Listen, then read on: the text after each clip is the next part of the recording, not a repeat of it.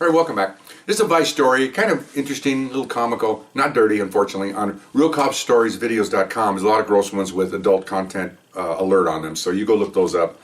Anyway, this is a bookmaking one, and this happens to be football betting, okay? We handle horse betting.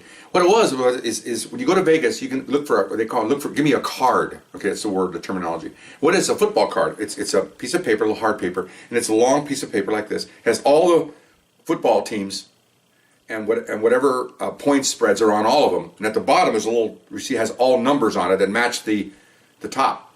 And what you do is you circle the number, like, it has, like, say USC, UCLA, and UCSC will have number 4 on it. You have number 5, and then they'll have the point spread. So if you want UCLA, you circle number 5, and that tells the bookmaker that you want UCLA. All the teams have a number, and then of course you wager whatever amount you want, $2, $4, whatever amount you want, and then whatever team wins and the odds, and the bookmaker will pay you back. Well, like I said before, the reason why this is so lucrative is because no one hardly ever wins. Okay, I mean, I've been to Vegas legally gambling, and man, it's a mess. Super Bowl Sunday, they have pages and pages and pages of how to bet Super Bowl football games.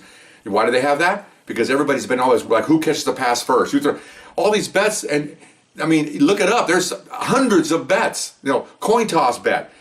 First safety. I wanted the first safety, believe it or not. When Manning, the ball went over his shoulder, I want $160 on that one because, first safety, all this stuff. Well, it's very rare that anybody wins this thing. So it's kind of a ripoff, and that's why they make it illegal, and that's why they want us to investigate it. So we had a complaint that there was a bookmaker working in a certain area handing out football cards.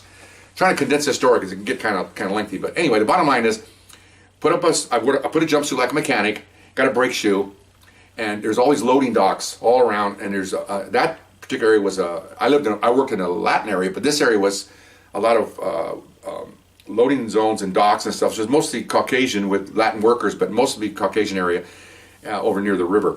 And so I just go to loading dock, look like I was working up the street. I'd walk up and say, "What's going on?" They go, "What do you want?" I said, "Well, I'm looking for somebody with some cards." Get out of here. Okay, fine. So I'm doing this. I'm fishing. And my partner's kind of following along in the car, and I'm just kind of walking along. Because I heard this is a good technique from another vice cop. I'll give it a try, and it wasn't working. Well, about the 8th stop, I got gold. Okay, walk in. Where are the cards? He goes, "Oh, he won't be here too, because the card guy will show up on Friday at noon to pick up all the cards." We knew about that much, so I was running around all Friday morning trying to find somebody, because he would pick up all the cards, and then Monday he would come and pay out, or he'd come out the following Friday and pay, depending on what the bookmaker wanted to do. Okay, so.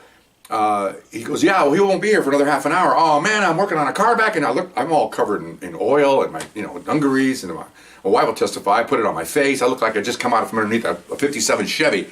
Okay, "Do you do that?" "I'm acting." I said, "Oh man," I said, "I want to get down. I gotta go. My wife's pregnant." I would tell you what. I got some cards here. You fill them out. Put your name on them." "Oh, I can do that."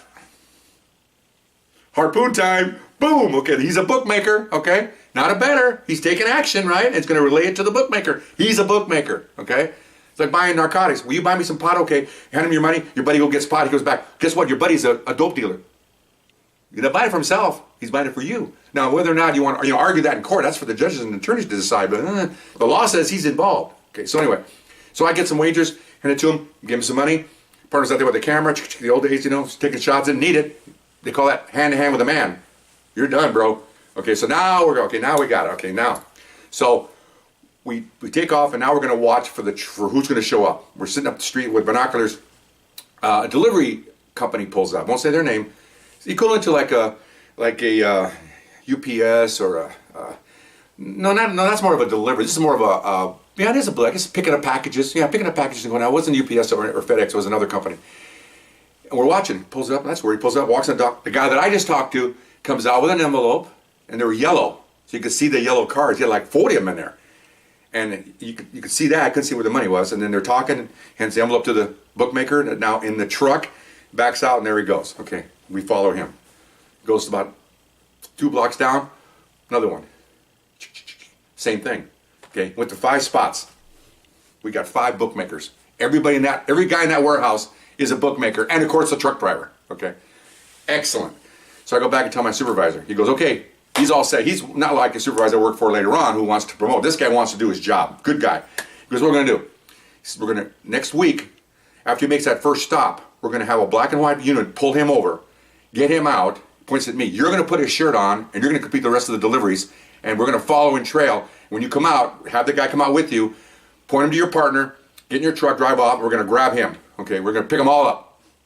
Oh, I'm like, no, this is a good sergeant, man. This is not somebody that, oh, you do what you want to do. I'm always taking responsibility like the other sergeant later on, where if it goes great, I'm in charge. If it doesn't go great, you're in charge. No. This guy was a born-again Christian, a straight shooter, and a very progressive thinking guy. Okay, I'm thinking, wow, this is great. Okay, so next Friday, see, I'm getting excited now, 45 years later. It was neat, okay? So sure enough, we're all in undercover cars, and we got black and whites around the corner. They don't expect it. They don't suspect anything. They're just a bookmaker. They're not selling dope or transporting weapons. They're just selling book cards, okay? Horse cards, or football cards. So sure enough, he pulls up, he gets in there. The truck was yellow, very noticeable truck. You can't lose it. It's a big old monster. So he backs out on the street, gets lit up, pull him over, walk out, vice squad. It was clear cut, man. Get out of the truck, Mom. He had a shoebox with the first envelope from the one location. I pick it up, I write down the address, the time, put it back in, and then by that time they took his shirt off, took my shirt off, I put his shirt on. He's in handcuffs, put him in the car. Look at I had 2 supervisors and 3 partners. Looking, we're all good to go. Okay, I get in the truck. I know where I'm going because I followed this guy a week earlier. So here we go. I'm leading the truck, and there's 2-3 vice cars behind me, and 2 or 4 black and whites behind them. This is a caravan. It's a funeral procession. Here we go. Trying to drive this truck. Thank God it was automatic. So I pulled in the next loading dock. Now I walk out. Okay. Got the shirt on. Okay, I know the guys. I saw him, but you only saw him once. The guy's waiting for me anyway. It's noon. This is when we come. This is when the bookmakers show up. So as soon as I get on the dock, here he comes, and he goes, "Who are you?" And I've always told you in my stories, I always respond with an offensive, not a defensive maneuver. I go, "Who are you?" Okay. Oh, I'm so and so. Well, okay, I'm here for the cards. Oh yeah. Hang on a second. Here's the cards. I'm looking at them. As I'm looking, we used to give a signal, putting a hand through the hair. I had hair then. My hand through the hair. That's a signal. He's the guy. Okay, man. See you next week. Yeah, I'm so sick. I'm taking it. Okay, great. All right, thank you. All right, okay. I'm his friend. I back out, take off, go real slow, look at the mirror. Boom! The place is raided. I see 4 uniforms run up there with a vice cop. One of my partners run up there, and here he comes handcuffed. He's looking, what's going on? What's going on? We know what's going on. And so put him in the car, and the next to another different car. When I'm all talking to each other, and then I look back, and my supervisor comes down. He goes, thumbs up. Here we go again. You did all those spots. Okay, I'm trying to condense this. All 5 spots. Way to go. And now we're having a powwow, and my boss says, "What do you think?" I said, "Well, I think someone's going to have to collect these cards at the headquarters, which is just next to the city. Let's go do that. See what happens. Let's go." So all the other guys were peeled off. We had 1 black and white, and my 2 supervisors and 2 of my partners. And we went down to the main building where all these trucks are lined up. Huge, long loading dock where all these trucks pull in, delivery trucks. So I pull in. I don't know where I'm at. I just pulled into a dock. I have no idea where I'm at. There must have been 30 of these loading areas, and half were empty. So I pull in there. I get out, and I'm walking around. I got this shoebox.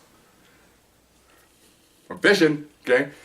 What's obvious, I'm the bookie. Okay, so sure enough, here he comes, okay? The main guy. Hey, how's it going? He goes, again, who are you? I go, who are you? He goes, oh, I'm so, well, I said, he's sick today. Nobody told me. Well, I'm just telling you, not where. I said, oh, God, really? You went out of here? Yeah, but he called, because we kidnapped him, okay? He's in handcuffs in a police car right now. He didn't know that. So I said, yeah, they called me out there. I took the truck. Oh, okay, you got the, I got it right here. Signals. There you go. This time they didn't wait, man. Okay. 2 uniforms, my partners, my vice sergeants. What's going on? Put your hands behind your back. So we detained him. I went in with my 2 supervisors in the main office. Walk in there. This is where we love attorneys. Identify ourselves. The guy that runs the place is in there. His assistant. My supervisors, both of them, and myself. And he says, this is what we got. Well, explain what we just did. And the guys are like, put a mirror under their nose.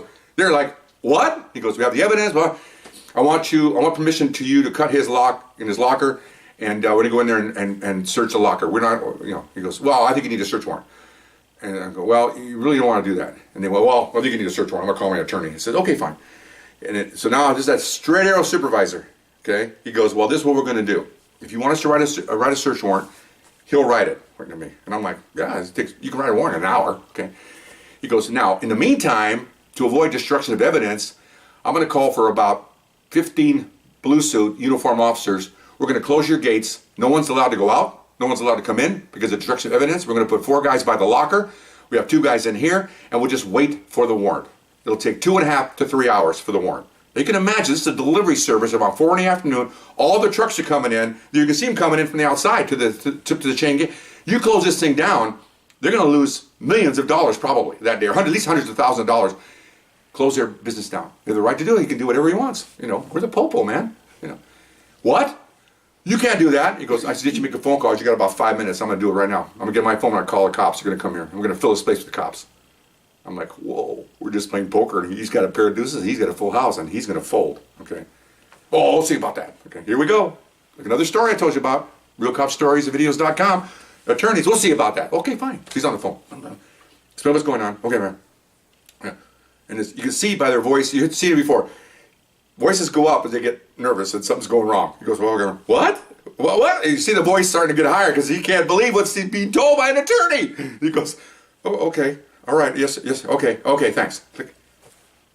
Looks at the assistant. Get a set of bolt cutters. He says, he'll direct you to the locker. Thank you. And I'm going, whoa. My boss had a pair of deuces. He folded 3 aces. Okay, he bluffed the hell out of him. I have no idea if he was going to call the black and whites. I have no idea. He probably could have just for show. Would have been neat to see that. Closing the gates. Woo, man, that's like closing the gates at FedEx or something. I mean, you're going to stop business right there. Now, you can sue later. You can sue the department saying this is wrong. You may not win. It's a police action. You're going to sue because you lost thousands and thousands of dollars, but doesn't mean the officers are wrong. They're just interesting and they're just different. Pretty cool. I thought that was very good. So we go out to his locker. They cut the lock, open it up, and there's all these shoe boxes full of cards. I mean, this guy is taking... And we assumed there was probably other guys doing it, but we only had one, so I can do. So that was it. We seized that. Took them. We had 6 arrests that day. We even and as an added thing here, he also told the owner. Turned out he was the owner / whatever. That and if we get a search warrant, we're taking that truck. We're going to seize the truck.